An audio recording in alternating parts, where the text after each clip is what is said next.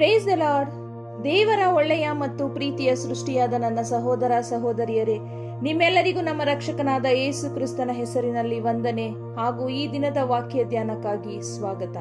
ಪ್ರಾರ್ಥನೆ ಮಾಡಿಕೊಳ್ಳೋಣ.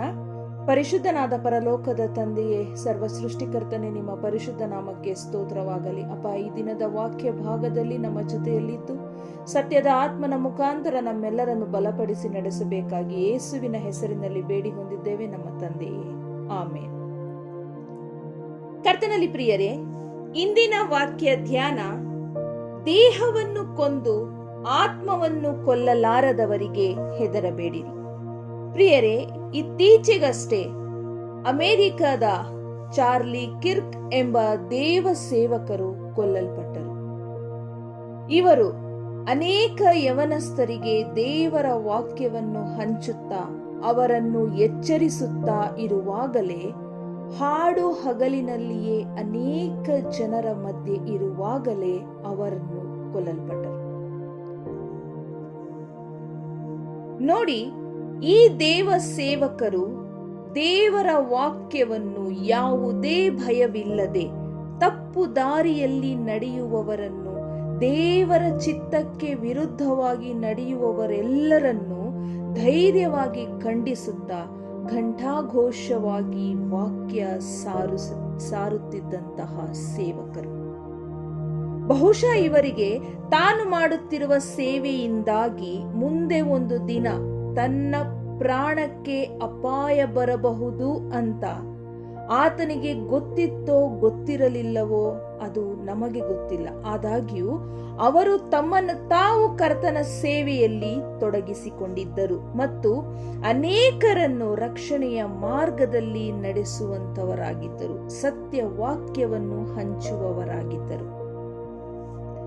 ಮತ್ತಾಯನು ಬರೆದ ಸುವಾರ್ತೆ 10ನೇ ಅಧ್ಯಾಯ 28ನೇ ವಚನದಲ್ಲಿ ಯೇಸು ಸ್ವಾಮಿ ತಾನೇ ಹೇಳಿದ ಪ್ರಕಾರ, ದೇಹವನ್ನು ಕೊಂದು ಆತ್ಮವನ್ನು ಕೊಲ್ಲಲಾರದವರಿಗೆ ಹೆದರಬೇಡಿರಿ. ದೇಹ ಆತ್ಮ ಎರಡನ್ನೂ ಕೂಡ ನರಕದಲ್ಲಿ ಹಾಕಿ ನಾಶ ಮಾಡಬಲ್ಲಾತನಿಗೇ ಹೆದರಿರಿ ಎಂದು ಹೇಳಿದ್ದಾರೆ. ಈ ವಾಕ್ಯದಂತೆ ಚಾರ್ಲಿ ಕಿರ್ಕ್ ರವರ ದೇಹವನ್ನು ಕೊಂದರು, ಆದರೆ ಅವರ ಆತ್ಮವನ್ನು ಏನೂ ಮಾಡಲು ಸಾಧ್ಯವಿಲ್ಲ. ಚಾರ್ಲಿ ಕಿರ್ಕ್ ರವರು ದೇವರ ರಾಜ್ಯಕ್ಕಾಗಿ, ಸುವಾರ್ತೆಗಾಗಿ, ನೀತಿಗಾಗಿ ರಕ್ತ ಸಾಕ್ಷಿಯಾದ ಸೇವಕರಾಗಿದ್ದಾರೆ.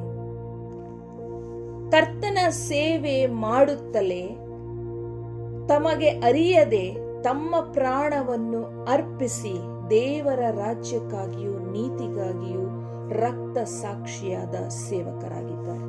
ನೋಡಿ, ಪ್ರಕಟಣೆಗಳ ಗ್ರಂಥ 6ನೇ ಅಧ್ಯಾಯ 9ರಿಂದ 11 ವಚನಗಳಲ್ಲಿ ಈ ರೀತಿಯಾಗಿ ಬರೆಯಲ್ಪಟ್ಟಿದೆ.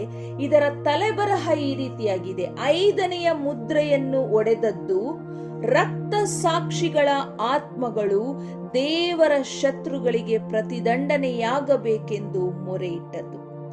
ಆತನು 5ನೆಯ ಮುದ್ರೆಯನ್ನು ಒಡೆದಾಗ ದೇವರ ವಾಕ್ಯದ ನಿಮಿತ್ತವಾಗಿಯೂ ತಾವು ಹೇಳಿದ ಸಾಕ್ಷಿಯ ನಿಮಿತ್ತವಾಗಿಯೂ ಹತವಾದವರ ಆತ್ಮಗಳು ಯಜ್ಞವೇದಿಯ ಕೆಳಗಿರುವುದನ್ನು ಕಂಡೆನು.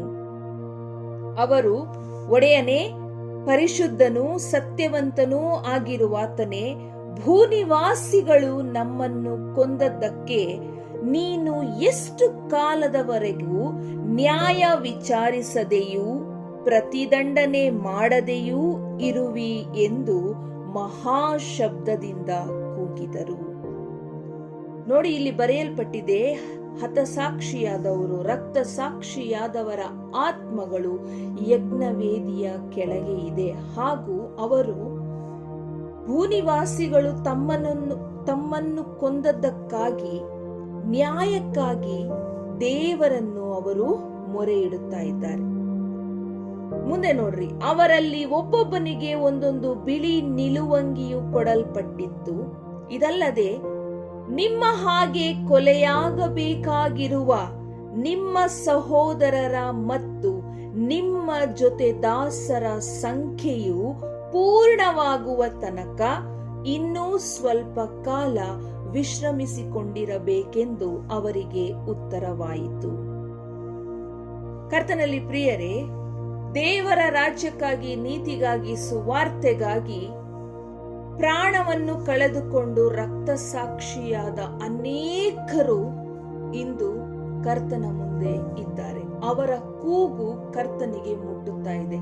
ಆದಾಗ್ಯೂ ಈ ರೀತಿಯಾಗಿ ರಕ್ತಸಾಕ್ಷಿಯಾಗಬೇಕಾದವರ ಎಲ್ಲರ ಸಂಖ್ಯೆಯು ಪರಿಪೂರ್ಣವಾಗುವ ತನಕ ಆತನು ಸಮಾಧಾನದಿಂದ ಕಾಯುತ್ತಾರೆ ಎಂದು ಬರೆಯಲ್ಪಟ್ಟಿದೆ. ಹಾಗಾದರೆ ಆ ಕಾಲ ಸಂಪೂರ್ಣ ಆಗೋದು ಯಾವಾಗ? ಅದನ್ನ ನಾವು ನೋಡೋದಾದ್ರೆ 2ನೇ ಥೆಸಲೋನಿಕದವರಿಗೆ ಬರೆದ ಪತ್ರಿಕೆ 1ನೇ ಅಧ್ಯಾಯ 6ರಿಂದ 10 ವಚನಗಳಲ್ಲಿ ಇದರ ಬಗ್ಗೆ ನಮಗೆ ಸಂಪೂರ್ಣ ಮಾಹಿತಿಯನ್ನು ಕೊಟ್ಟಿದ್ದಾರೆ. ನಿಮ್ಮನ್ನು ಸಂಕಟಪಡಿಸುವವರಿಗೆ ಪ್ರತಿಯಾಗಿ ಸಂಕಟವನ್ನು, ಸಂಕಟ ಪಡುವವರಾದ ನಿಮಗೆ ನಮ್ಮೊಡನೆ ಉಪಶಮನವನ್ನು ಕೊಡುವುದು ದೇವರ ಎಣಿಕೆಯಲ್ಲಿ ನ್ಯಾಯವಾಗಿದೆಯಷ್ಟೇ. ಯಾವಾಗ ಕೊಡುವನೆಂದರೆ, ಯೇಸು ಕರ್ತನು ತನ್ನ ಶಕ್ತಿಯನ್ನು ತೋರ್ಪಡಿಸುವ ದೇವದೂತರಿಂದ ಕೂಡಿದವನಾಗಿ ಉರಿಯುವ ಬೆಂಕಿಯಲ್ಲಿ ಆಕಾಶದಿಂದ ಪ್ರತ್ಯಕ್ಷನಾಗುವ ಕಾಲದಲ್ಲಿ ಅದನ್ನು ಕೊಡುವನು.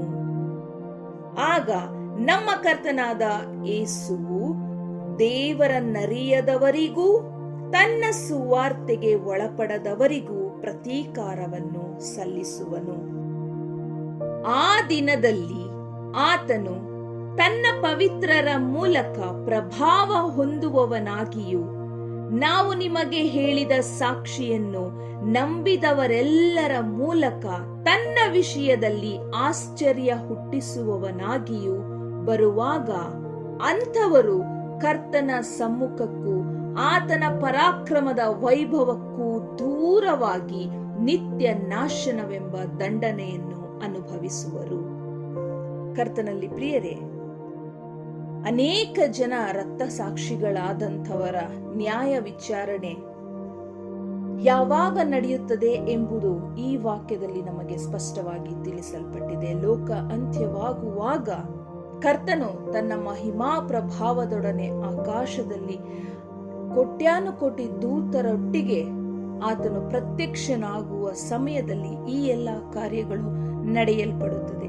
ತನಗಾಗಿಯೂ ತನ್ನ ಸುವಾರ್ತೆಗಾಗಿಯೂ ದೇವರ ರಾಜ್ಯಕ್ಕಾಗಿಯೂ ನೀತಿಗಾಗಿಯೂ ಸುವಾರ್ತೆ ಸಾರುತ್ತಾ ಪ್ರಾಣವನ್ನು ಕಳೆದುಕೊಂಡವರಿಗೂ, ಹಿಂಸೆ ಪಟ್ಟವರಿಗೂ, ಸಂಕಟ ಪಟ್ಟವರಿಗೂ ಎಲ್ಲರಿಗೂ ನ್ಯಾಯ ತೀರಿಸುವುದಕ್ಕಾಗಿ ಆತನು ಸಿದ್ಧವಾಗಿದ್ದಾನೆ. ಆದರೆ ಆ ಗಳಿಗೆಗಾಗಿ ಆತನು ಕಾಯುತ್ತಾ ಇದ್ದಾನೆ.